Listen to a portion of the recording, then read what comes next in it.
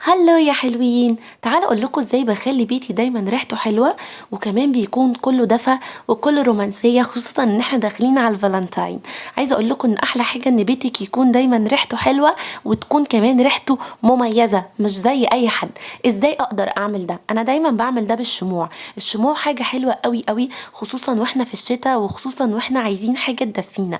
الشموع دي بتكون شموع عطريه، بتتعمل بزيوت طبيعيه، فبتبقى حلوه جدا. عايزه اقول لكم ان لايت مون بتعمل شموع حلوه جدا جدا جدا.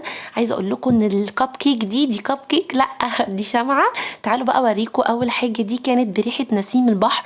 عايزه اقول لكم دي اول ما بتشغليها، اولا بتعمل لك رومانسيه، ثانيا بتعمل لك دفى في البيت، ثالثا بتخلي ريحه البيت تحفه. يعني انت بتختاري الروايح اللي انت بتحبيها، سواء بتحبي روايح الفواكه او بتحبي روايح معينه، بتعمل لك الشمع بالريحه اللي انت بتحبيها، فبالتالي هيكون بيتك ريحته بريحه الشمعه دي.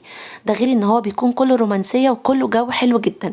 نيجي على دي بقى، دي كانت بالجوز الهند والقرفه. دي كانت ريحتها فظيعه جدا. تحطيها كده بقى وتعملي جو فظيع. وعايزه اقول لكم ان هي بتطرد كل الطاقه السلبيه اللي في البيت، لان اصلا الشموع حاجه حلوه قوي قوي للطاقه السلبيه، وحاجه حلوه جدا للمود الحلو اللي احنا فيه ده، وكمان للشتاء والدفء. دي بقى مش كب كيك مش هاكلها، لا، دي شمعه بريحه الشوكولاته. اوه شوكولاته، ايوه. يعني اول ما هتشغلي الشمعه الجميله دي هتخلي ريحه البيت كله شوكولاته. انا بحب دايما الروايح الشجري، وبحب روايح الشوكولاته والحاجات الحلوه دي، وبصراحه لايت مون موفراها حلوه جدا جدا جدا. ولسه هقول لكم على اكتر حاجه بتقلب ريحه البيت، وهي الفواحات.